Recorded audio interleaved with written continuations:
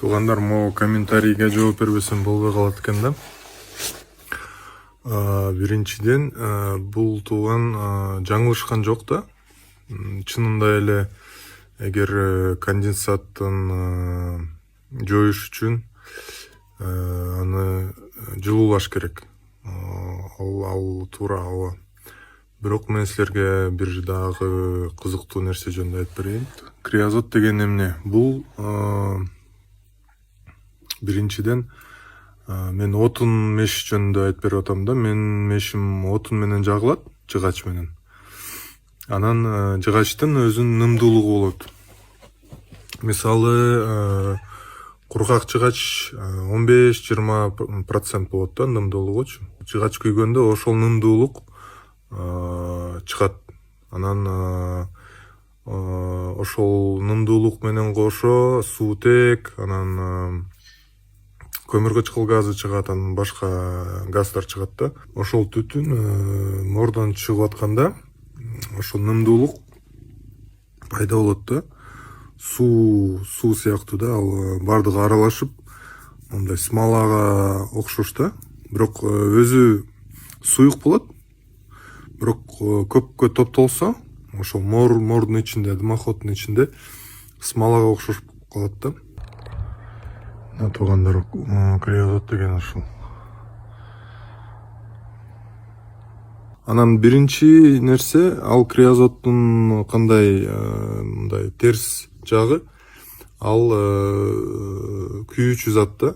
Биринчиден өрт коркунуч пайда болот. Анткени эгерде ошондой криозот топтолсо силердин дымоходуңардачы, ал күйөт, 250-300 градустан күйөт. Ошон үчүн биринчиден ал криозот чыгыш керек.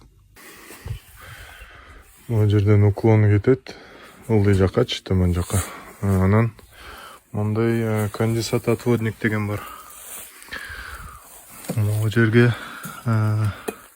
криозот, конденсат ушул жерге топтолуп агып чыгат да. Бул труба бияка кетет, переходниктен кийин. Бул жеринен жогору жака сыныч труба кетет.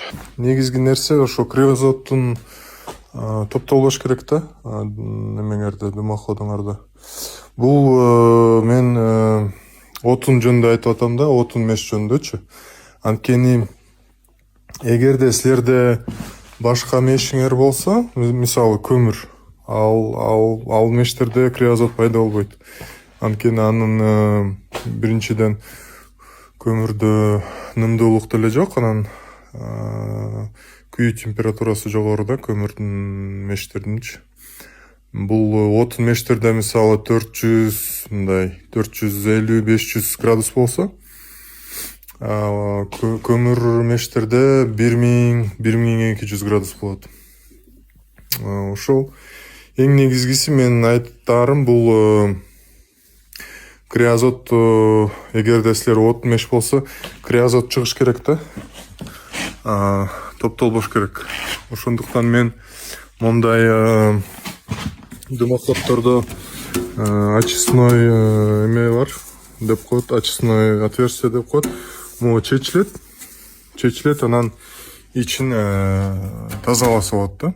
Бүт жанагы көө, криозот баарын тазалап чыкса болот. Ошондуктан бул 1 жылда, 2 жылда бир жолу тазалап туруш керек да. Көө менен криозот пайда болгондочу, эмне үчүн могу дымоходду тазалоо зарыл? Анткени көө менен криозот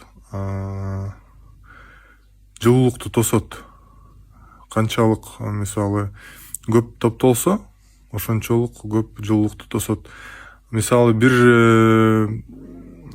мешок отун жагасыңар, бирок эгер дымоходуңар таза эмес болсо, андан көбүрөөк жагасыңар.